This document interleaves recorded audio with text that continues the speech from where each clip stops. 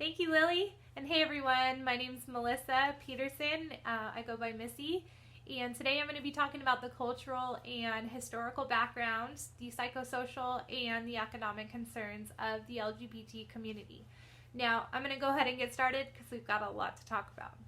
Well, what's the prehistory of the LGBT activism? Well, most historians agree that there's evidence of homosexuality and same sex love, whether the relationships were accepted or persecuted in nearly every documented culture. We know that homosexuality existed in ancient Israel simply because it's written and expressed in our current Bible.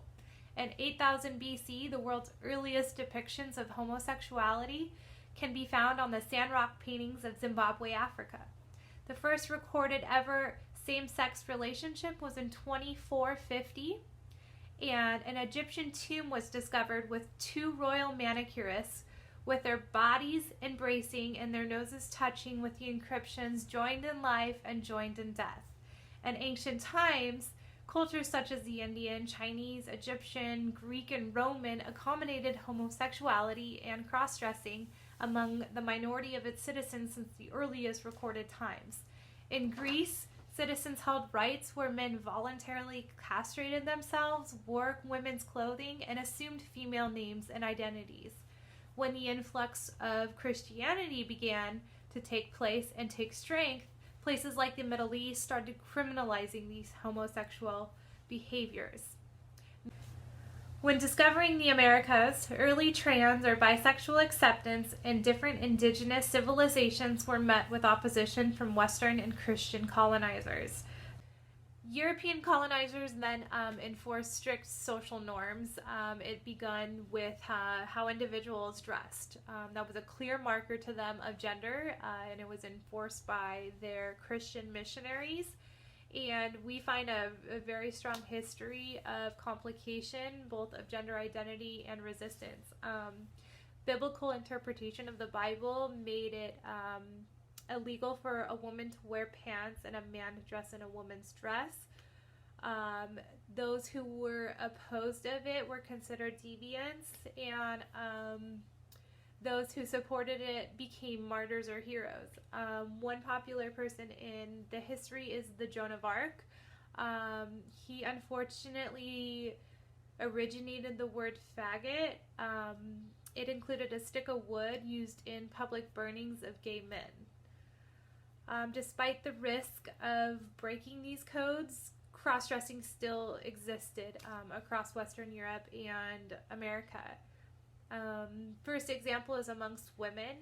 Women were commonly oppressed by sexism. They were expected to stay home and raise their children, and that's about it. So it kept them from jobs and economic opportunities that men mostly had. So in order to gain access to these, they disguised themselves as men for extended periods of time. So these women that started disguising themselves to get more jobs were able to start working in things like the military, pirates, attending medical school, and etc. Both men and women who lived as different genders during this time were only discovered at their death. So let's flash forward to modern times. Many things happened, but let's get to the good stuff. Gay liberation, unfortunately, didn't really start to occur here until about the 1960s. What was taking place during that time was the civil rights movement, black power, and feminist movements. The gay liberation movement spread quickly and throughout the world and influenced many modern-day gay rights.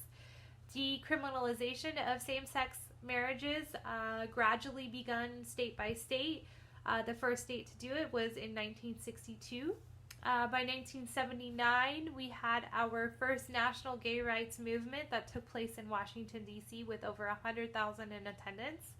In 1996, the military adopted the policy "Don't Ask, Don't Tell." And what that allowed was homosexual people to serve and not disclose their sexual orientation. Personally, the most monumental moment in history was in 2008 with the California Supreme Court allowing same-sex marriages. We then voted President Obama into presidency, and he then followed along with California by allowing same-sex couples of federal employees to receive benefits. Okay, up next, let's talk about the psychosocial concerns of this certain population. Now, the psychosocial approach looks at the LGBT population and the combined influence that have psychological factors and the surrounding social environment have on their physical and mental wellness and their ability to function. Today, the LGBT community is coming out much earlier at younger ages and has much more public support. It's dramatically increased, unlike the sad history I was just mentioning before. So research today suggests that the LGBT community face health disparities linked to societal stigma, discrimination, denial of their civil and human rights. Discrimination against the LGBT persons have been associated with higher rates of psychiatric disorders, substance abuse, suicide, poorer health outcomes, sexually transmitted diseases, school dropouts, and homelessness. Personal, family, and social acceptance of sexual orientation and gender identity affects the mental health and safety of the LGBT individual. Although societal acceptance has increased dramatically, statistics still reveal that the LGBT community continue to be at high risk for mental health issues. Oftentimes, culture can influence when and how someone can come out and can significantly play a role in their mental health.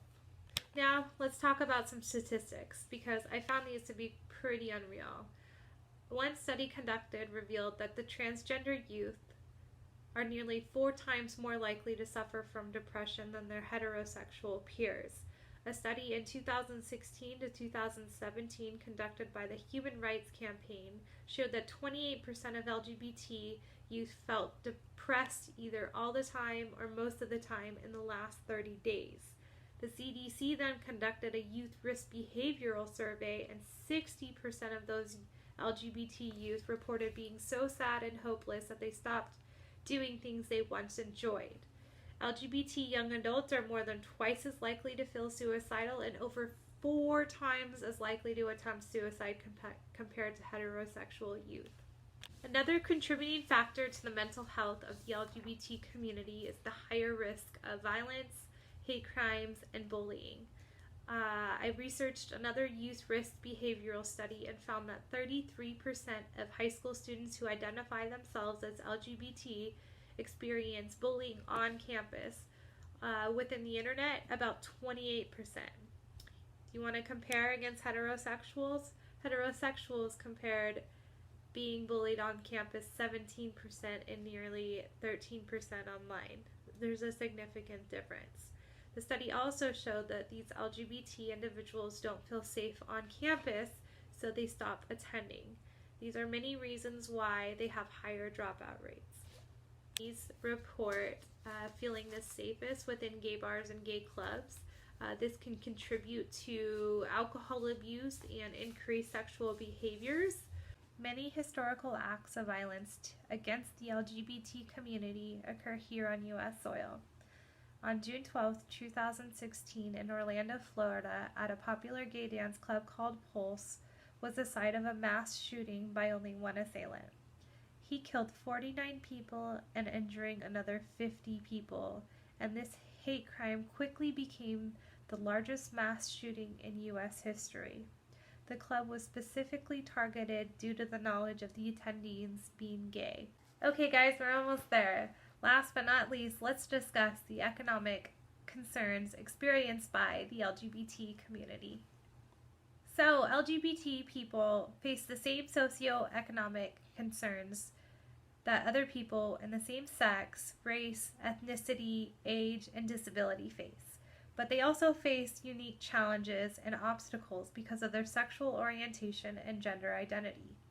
This includes a higher risk of being homeless when they're young, harassment and discrimination at school or the workforce, and being denied economic benefits of marriage. So, rather than reading you a bunch of statistics like I did on mental health, let me give you scenarios so you get the big picture. Envision this one. A young girl is kicked out of her home and ends up on the street because her parents don't agree with her decision of coming out. She's desperate for money, she's hungry, and she turns to prostitution and drugs to numb the empty pain. Or how about a transgender male that can't find a job because he's turned away at every interview for his physical appearance and sexual orientation? How about a woman who loses her spouse? She can no longer afford the home she lives in because her spouse's employer does not consider her a legitimate beneficiary. Poverty. We found that 30% of LGBT individuals lived on an income of less than $24,000 per year. Compared to a non-LGBT community, it's only 24%. 15% of transgenders live on an income of less than $10,000 a year. Non-transgender, only 4%. As far as employment status, the LGBT population and especially transgenders are at higher risk for unemployment. A study recently revealed that 44% of transgenders are unemployed or underemployed. As far as food security, LGBT populations are 6 times more likely than non-LGBT populations to not have enough money to feed themselves or their families at some point in the last year. Children raised by same-sex couples are 2 times more likely to live in poverty. A recent study found that 23% of children raised by male same-sex couples live in poverty versus 19% of children live in poverty that are raised by female same-sex partners. The economic disadvantages faced by the LGBT communities are a result of discrimination. Today, there are 30 states in the United States that don't offer protections against this population. Protections I include are in employment, housing, and public accommodations. Because of this, there's a larger income gap between the LGBT community and heterosexual couples. In result, the LGBT community has harder times obtaining higher education and employment opportunities. Now, enough with me, let's move on.